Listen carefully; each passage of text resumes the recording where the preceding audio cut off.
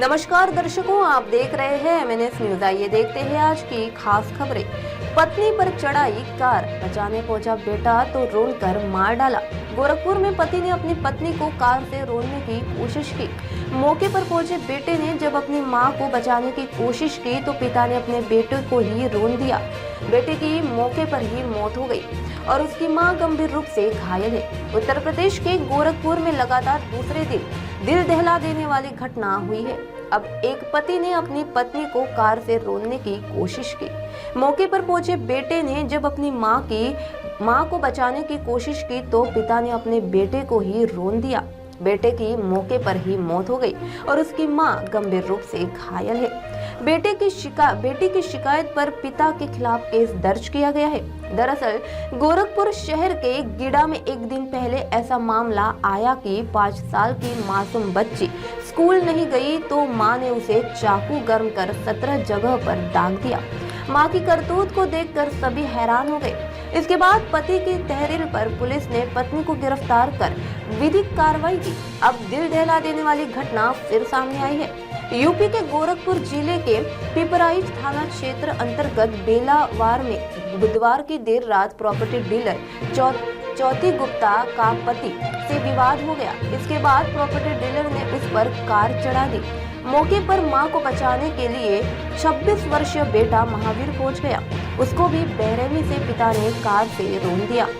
उसकी मौके पर ही मौत हो गई। ज्योति की पत्नी मंजू घायल हो गई थी। घायल अवस्था में महिला मंजू को अस्पताल में भर्ती कराया गया, जहां पर उसका इलाज चल रहा है। घटना के बाद से आरोपी ज्योति फरार हो गया है और बेटी कंचन गुप्ता की तहरीर पर पुलिस ने आरोपी पति के खिलाफ केस दर्ज कर उसकी तलाश शुरू कर दी है।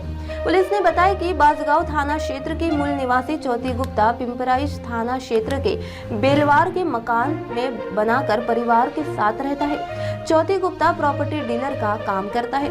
बुधवार की रात ज्योति दोस्तों के साथ दावत करके घर लौटा। पत्नी इस दौरान मोबाइल से बात कर रही थी। इसी दौरान किसी बात को लेकर कहासुनी हो गई। इसके बाद ज्योति गुप्ता अपने पत्नी मंजू को मारते हुए घर से बाहर ले गया और जमीन पर गिराकर अपने 4 पहिया वाहन को स्टार्ट कर उस पर चढ़ाने लगा। घर के अंदर ज्योति का बेटा महावीर सोया था, जो आवाज सुनकर उठा और मां को बचाने के लिए दौड़ा। नाराज ज्योति ने बेटे महावीर पर भी कार चढ़ा दी, जिससे मौके पर ही महावीर की मौत हो गई। कार चढ़ाने के बाद आरोपी ज्योति फरार हो गया। इसकी सूचना ज्योति गुप्ता की बेटी कंचन गुप्ता ने पुलिस को दी। सूचना पाकर मौके पर पहुंची police SP north Manoj Kumar Awasthi भी मौके पर पहुंचे।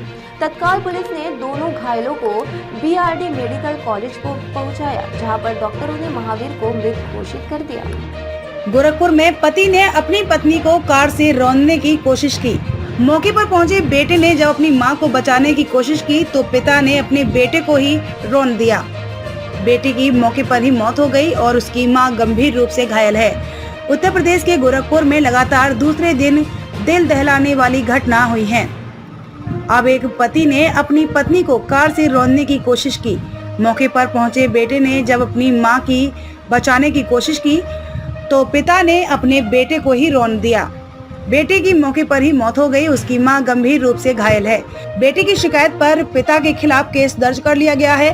दरअसल गोरखपुर शहर के गीड़ा में एक दिन पहले ऐसा मामला आया है कि 5 साल की मासूम बच्ची स्कूल नहीं गई तो मां ने उसे चाकू गर्म कर 17 जगहों पर दाग दिया। मां की करतूत को देखकर सभी हैरान हो गए। इसके बाद पति की तहरीर पर पुलिस ने पत्नी को गिरफ्तार कर विधिक कार्रवाई की।